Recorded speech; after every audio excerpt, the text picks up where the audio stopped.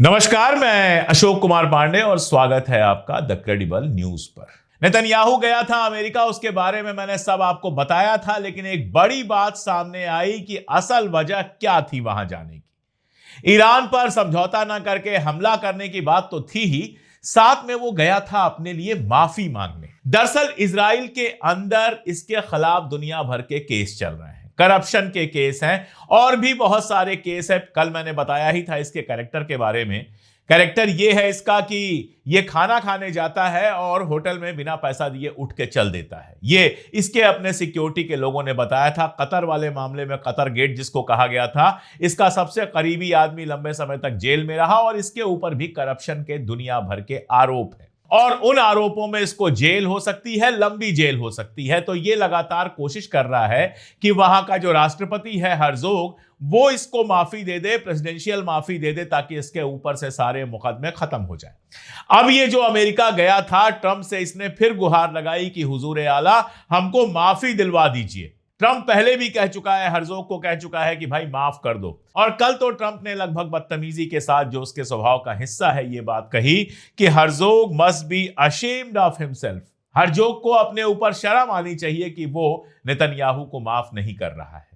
मतलब Trump decide करेगा कि नेतन्याहू सारे अपराध करे और उसके बाद माफ हो जाए। वैसे ट्रंप ऐसा क्यों नहीं करेगा? एप्स्टीन फाइल में सबसे ज्यादा किसी का नाम आया है तो डोनाल्ड ट्रंप का नाम आया है। डोनाल्ड ट्रंप के ऊपर लड़कियों ने सीधे सीधे आरोप लगाया है कि उसने क्या क्या किया है, लेकिन उसके बावजूद ट्रंप के ऊपर कोई केस नहीं चल रहा है। लगातार दबाने की कोशिश की जा रही है। जब बॉन्डी से सवाल पूछे गए तो उसने उल्टा सीधा उसका जवाब दे दिया। तो जो खुद अपराधी हो, जो खुद अपराध से बचना चाहता हो, वो नेतन्याहू को भी अपराध से बचाना चाहता है। लेकिन हर्जोग इस मामले पर टिका हुआ है कि वो माफ नहीं करेगा। ट्रंप का जब बयान आया उसके तुरंत बाद हर्जोग ने बयान दिया, I am president of Israel, मैं इजराइल का प्रेसिडेंट हूं, मैं अपने हिसाब से डिसाइड करूंगा, तुम्हारे हिसाब से डिसाइड नहीं करूंगा। अब हर्जोग कब तक टिकेगा मैं नहीं जानता, लेकिन अगर हर्जोग टिका हुआ है, इसका सीधा मतलब यह है कि इजराइल में जो नेतन्याहू के विरोधी हैं, जो नेतन्याहू के खिलाफ हैं, उनका भी जबरदस्त दबाव है और चुनाव होने वाले हैं वहां पर। जो ही नॉर्मलाइजेशन होगा त्यों ही चुनाव होंगे। जंग के बहाने चुनाव लंबे समय से टाल रहा है नेतन्याहू, और चुनाव में अगर वो हारता है तब समझ लीजिए कि जेल जाना उसका पूरी तरह से तय है। तो अमेरिका वो सिर्फ इसलिए नहीं गया था कि ईरान से जंग शुरू करवा सके, वो तो खास वजह थी ही। इसके साथ ही वो गया था ट्रंप के हाथ पांव जोड़ने की, कैसे भी प्रेशर बनाकर हर्जोग से माफी दिलवा दीजिए। आज इजराइल के अखबार में एक बड़ी मजेदार खबर छपी है। ये तस्वीर आप देख रहे हैं, तस्वीर जो मैं आपको दिखा रहा हूं वो ईरान के टीवी की है, स्टेट टीवी की है। इस स्टेट टीवी में आप देख रहे हैं नेतन्याहू और इजराइल के कई मिनिस्टर्स जो हैं उनको निशाने पे लिया गया है कि वो टारगेट है। अब इजराइल के अखबार अपना सीना पीट रहे हैं कि देखो हमारे लोगों को टारगेट किया जा रहा है। भैया, जब तुम्हारी मिसाइलें इजराइल के इंजीनियर्स को, साइंटिस्ट को, वहां के आर्मी के लीडर्स को रात में जब वो सोए हुए थे तब चोरी से गद्दारों के सहारे मार रही थी, तब तुम्हारा रोना गाना कहां था? तुम ईरान पे हमला जब चाहो करने की कोशिश करो, ये तो ईरान की ताकत है, वरना अब तक खामनेई को भी तुमने मार दिया होता। तुम खामनेई को मारना ही चाहते हो। तो तुम्हारे टारगेट पे खामनेई साहब हो, तुम्हारे टारगेट पर पेजेश्कियन हो, तुम्हारे टारगेट पर IRGC के चीफ हो, तो ठीक है, ईरान अपने टारगेट पर तुमको ना ले। जाहिर सी बात है और बहुत सीधी बात है कि अगर आप हमला करोगे तो इन लोगों को टारगेट करने की कोशिश ईरान करेगा। कितना कामयाब होगा, कितना नहीं होगा, ये बात की बात है, लेकिन तुम दुश्मन तो हो ही ईरान के। वैसे ही जैसे तुम ईरान को दुश्मन मानते हो, ईरान भी तुमको दुश्मन मानेगा। जंग होगी अगर, और जंग हो सकती है, मैं अभी भी कह रहा हूं, जंग अगर होगी तो ये सारा खतरा तो तुमको झेलना ही होगा। सीना पीटने की बीमारी बंद कर दो, विक्टिम कार्ड खेलने की बीमारी बंद कर दो, क्योंकि दुनिया में जितनी साजिशें तुम्हारे मुल्क ने की हैं, शायद सारे मुल्कों में जितनी साजिशें हुई हैं सबको मिला दिया जाए तो भी कम पड़ जाएंगी। ईरान वाले मसले पे ट्रंप के 2 बयान आए हैं। मतलब एक ही बयान है लेकिन 2 अलग अलग बातें हैं। जो होता है उसके यहां, कभी वो सीधी बात तो करता नहीं है। ट्रंप के पास इतनी तमीज तो कभी है नहीं कि डिप्लोमेटिक तरीके से बात करे। तो उसने कहा है कि it is possible that the deal with Iran will be concluded by next month, यानी यह मुमकिन है कि अगला महीना खत्म होते होते ईरान के साथ डील हो जाए। वो बड़े सही रास्ते पे चल रही है। नेतन्याहू वाले पर भी जब पत्रकारों ने उससे सवाल पूछा कि क्या नेतन्याहू ने आपसे यह कहा कि ईरान से जंग शुरू कीजिए, बातचीत बंद कीजिए, तो ट्रंप ने कहा कि इस बारे में मुझे जो करना होगा वह करूंगा, मेरी कोई बात नहीं हुई है और मुझे उम्मीद है कि डील हो जाएगी। तो एक तरफ तो वो लगातार ये कह रहा है डील हो जाएगी, दूसरी तरफ वार्निंग भी दे रहा है कि अगर ये डील नहीं मानी तो इसके बहुत बुरे नतीजे भुगतने पड़ेंगे। मैं बार बार कह चुका हूं कि ईरान तो उन नतीजों को भुगतने के लिए तैयार है। ईरान जानता है कि तुम लोग इतने बड़े धोखेबाज हो कि आपस के बातचीत में मीडिया में चला दोगे कि जंग नहीं होगा, ट्रंप ने मना कर दिया, और कौन जाने कि आज ही रात को या कल ही रात को ईरान के ऊपर बम बरसने शुरू हो जाए, और ईरान इसके लिए तैयार है। लेकिन इसकी कीमत जो भुगतनी पड़ेगी वो सिर्फ ईरान को नहीं भुगतनी पड़ेगी, वो कीमत इजराइल को भी भुगतनी पड़ेगी और अमेरिका को भी भुगतनी पड़ेगी, ये तो तय है। बहरीन का एक बयान मैं देख रहा था कि उन्होंने कहा कि हमारे यहां जो अमेरिकन बेसिस है, अगर ईरान ने हमारे ऊपर हमले किए उन बेसिस पे, तो हम इस लड़ाई में शामिल हो जाएंगे। बिल्कुल शामिल हो जाओ, ईरान ने सही कहा है कि तुम लड़ाई में शामिल हो, उसके बाद देखो कैसे रातों रात सरकार गिर जाती है। ईरान को भी पता है कि अरब जनता फलस्तीन और ईरान के साथ खड़ी है, अपने सुल्तानों के साथ नहीं खड़ी है। वो तो डर है, इसलिए वो खामोश बैठी हुई है। जिस दिन वो डर खत्म हो गया, इन सरकारों को वैसे ही पलट देगी जैसा पिछली बार जो पिंक रिवॉल्यूशन हुआ था उसमें हुआ था। इसी के साथ ट्रंप एक और जहाज, एक और एयरक्राफ्ट कैरियर जिसका नाम है यूएसएस गेराल्ड आर फोर्ड के नाम पर यह बना हुआ है, इसको वेनेजुएला से हटाकर मिडिल ईस्ट की तरफ भेज रहा है। अब्राहम लिंकन वहां पहले से है, यूएसएस अब्राहम लिंकन जो एयरक्राफ्ट कैरियर है, और अब एक और एयरक्राफ्ट कैरियर को ईरान के नजदीक तैनात किया जा रहा है। यह सब ईरान के ऊपर प्रेशर बनाने के लिए है कि हमारी शर्तों पर समझौता करो वरना हमला शुरू हो जाएगा। ये कैरियर्स वहां पहुंचेंगे, जाहिर तौर पर तैनात रहेंगे, और अगर जंग होती है तो इनमें से निकलकर जहाज ईरान के ऊपर कहर बर्पा करने की कोशिश करेंगे। लेकिन ईरान के साथ दो तीन चीजें आप जान लीजिए। एक तो उनकी मिसाइल पावर कमाल की है, बैलिस्टिक मिसाइल पावर सब जानते हैं कमाल की है। दूसरा, पानी के अंदर मिसाइल स्टोर करने का जो उन्होंने तरीका निकाला है और पानी के अंदर से मिसाइलें फायर करने का जो तरीका निकाला है, वो इन एयरक्राफ्ट कैरियर्स पे बहुत भारी पड़ सकते हैं। जब जंग होगी तो पता चलेगा कौन किस पे भारी पड़ता है। लेकिन यह तैयारी ईरान ने पहले से कर रखी है, और हमको पता है कि चाइना और रशिया दोनों ने टेक्नोलॉजी और हथियार दोनों पिछले दिनों में ईरान को काफी बड़ी संख्या में मुहैया कराए हैं। तो अमेरिका भी इस बात को अच्छी तरह से जानता है, और यह मैं पहले बता चुका हूं कि वही डर है जिसकी वजह से अभी तक हमला नहीं हुआ है। मौके की तलाश की जा रही है, अपनी ताकत नापी जा रही है, देखा जा रहा है कितनी ताकत होने के बाद ईरान पर हमला करना ठीक होगा, क्योंकि अमेरिका में ही बहुत सारे लोगों ने ट्रंप को चेतावनी दी है कि इस जंग का कोई फायदा नहीं होगा, और मिडिल ईस्ट के जो प्लेयर्स हैं, अरब मुल्क हैं, वो लगातार अमेरिका के ऊपर प्रेशर बनाने की कोशिश कर रहे हैं कि ये अगर जंग होती है तो पूरी मिडिल ईस्ट के लिए बहुत नुकसानदायक होगी। लेकिन ये मैं दोहरा दूं, बार बार दोहरा दूं कि जंग का खतरा, जंग का अंदेशा कतई टला नहीं है। इतने बड़े धोखेबाज और झूठे हैं अमेरिका और इजराइल कि कभी भी कुछ भी कर सकते हैं, और जाहिर तौर पर जब मैं इस बात को जानता हूं तो ईरान भी जानता है। ये बात मैं बार बार कहता हूं, मुझसे बेहतर जानता है, और उसके लिए वो तैयार है। उधर गजा में अगर देखें, मैंने आपको कल बताया था कि हमास की मुलाकात हुई थी लारिजानी के साथ। उसके बाद हमास का एक बयान आया जिसमें उसने कहा कि ईरान के ऊपर अगर कोई हमला होता है तो हमास उस हमले को अपने ऊपर भी हमला मानेगा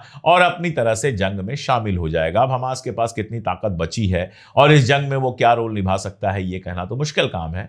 लेकिन इतना तय है कि उस मीटिंग में लारिजानी ने हमास से बहुत क्लियर कहा है कि चाहे इजराइल अमेरिका जितना भी जोर लगा ले, हम आपका साथ नहीं छोड़ेंगे। और इसी बात को अलग तरीके से कहने के लिए, इसी बात को रेसिप्रोकेट करने के लिए हमास ने यह कहा है कि रेजिस्टेंस पूरी तरह से साथ है, हमास पूरी तरह से साथ है ईरान के। अगर ईरान पर हमला होता है तो इस जंग में वो भी खुद को शामिल समझेगा। इसके साथ ही अगर गजा की बात करें तो गजा में काफी चर्चा चल रही है रिकंस्ट्रक्शन एंड स्टेबलाइजेशन फोर्स की, यानी वो सेना जिसकी देख रेख में रिकंस्ट्रक्शन भी होगा। रबल हटाना शुरू कर दिया है, खंडहर हटाने शुरू हो गए हैं, ये मैंने आपको बताया था। अब रिकंस्ट्रक्शन की बारी है, और दूसरा ये है कि गजा के अंदर सिक्योरिटी, सुरक्षा जो है वो पूरी तरह से गारंटी करने का मामला है। और ये गारंटी अमेरिका अपनी देख रेख में करना चाहता है। अमेरिका अपने पसंद के मुल्कों की सेना वहां पे रखना चाहता है, जिसका एक काम और बताया गया था कि हमास को ये डिसआर्म करेगा, हमास से हथियार छीनेगा। अब इसमें बहुत सारे मुल्कों ने सहमति दी है। इंडोनेशिया ने सहमति दी है, पाकिस्तान की सेना होगी, कुछ अरब मुल्कों की सेना होगी। कहा यह जा रहा है, खबर यह आ रही है कि 19 फरवरी को $23 मिलियन का जो ये गजा रिकंस्ट्रक्शन एंड स्टेबलाइजेशन फोर्स है, इसको लॉन्च करेगा ट्रंप। यानी 23 फरवरी के बाद से वहां आर्मीज पहुंचनी शुरू हो जाएंगी, जिनके हवाले ये काम होगा, जिनके जिम्मे ये काम होगा कि गजा का रिकंस्ट्रक्शन हो और गजा की सिक्योरिटी रखी जाए। वो गजा की सिक्योरिटी रखते हैं या फलस्तीनियों के मारने का काम जारी रखते हैं, ये तो जब शुरू होगा तब देखा जाएगा। उधर पीएलए भी लगातार एक्टिव हो गया है। पैलेस्टीनियन अथॉरिटी जो है वो भी लगातार एक्टिव हो गया है और अब वो एक ड्राफ्ट कॉन्स्टिट्यूशन बना रहा है, यानी फलस्तीन के लिए एक आईन बना रहा है। फलस्तीन के इस आईन में जो ड्राफ्ट आया है उसके बारे में जो खबर आ रही है वो ये है कि इसमें एक बेहद इंपॉर्टेंट चीज वो शामिल कर रहा है, राइट टू रिटर्न। कम लोग जानते हैं कि फलस्तीनी जो किसी वजह से या इजराइल के प्रेशर से या फिर जान बचाने के लिए अपना मुल्क छोड़कर मुल्क से बाहर चले गए, इजराइल उनको लौटने का हक नहीं देता है।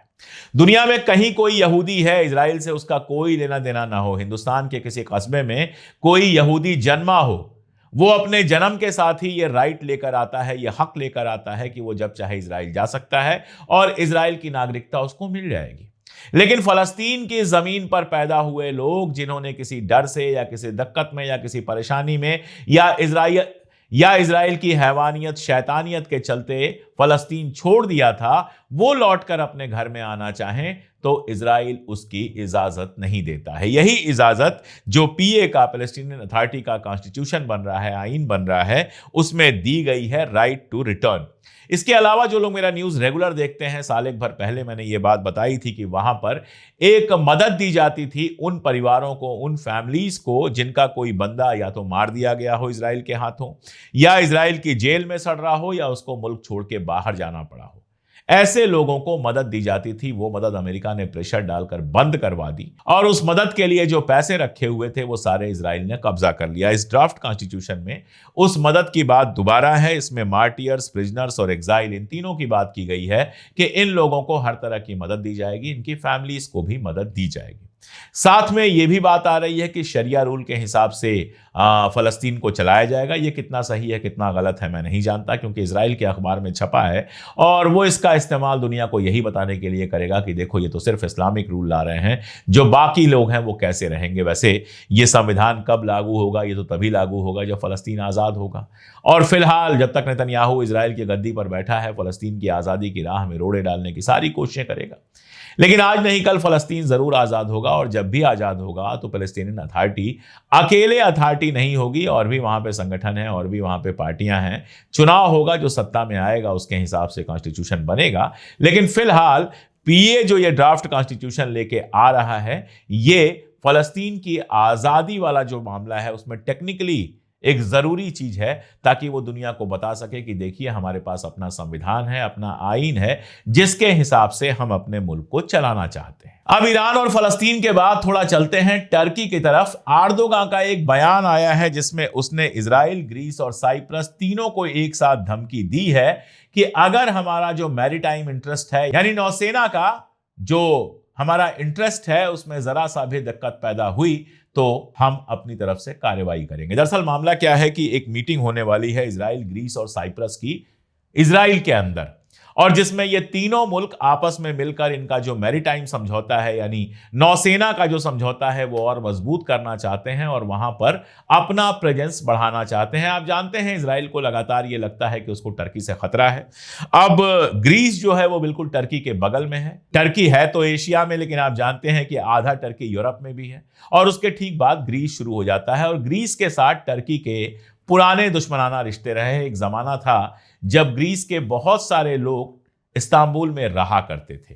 कमाल पाशा के वक्त में इन लोगों को छोड़कर जाना पड़ा था इस्तांबुल, और भी बहुत सारे किस्से हैं। तो ग्रीस के साथ एक पुराना दुश्मनाना रिश्ता रहा है इस्तांबुल का। हालांकि अभी ग्रीस के प्राइम मिनिस्टर से एर्दोगान ने हाथ मिलाया था, मुलाकात की तस्वीर आई थी, वो अपने आप में बहुत इंटरेस्टिंग थी। लेकिन बहुत साफ है कि इजराइल अगर टर्की को खतरा समझता है तो टर्की भी कहीं से इजराइल के लिए रास्ता नहीं खोलना चाहता। इसीलिए उसने धमकी दी है कि अगर ग्रीस और साइप्रस इजराइल के साथ मिलकर समंदर में कुछ गड़बड़ करना चाहेंगे तो हम अपनी तरफ से कार्रवाई करेंगे। इसके साथ एक और मजेदार चीज है, आप जानते हैं सोमालिया में एक न्यू सोमालीलैंड बना है जिसको केवल इजराइल ने अनुमति दी है।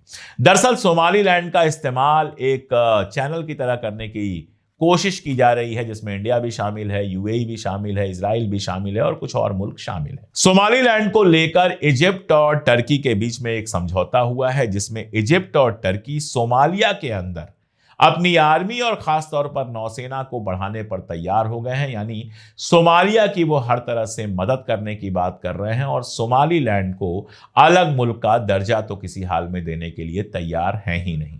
तो ये भी जो एक एक्सिस चल रहा है ना, सऊदी अरबिया, इजिप्ट और टर्की वर्सेस इजराइल, ये भी एक बहुत मजेदार लड़ाई है जिसमें यूएई इजराइल के साथ खड़ा हुआ नजर आ रहा है। लगातार इस तरह की बातें आ रही हैं।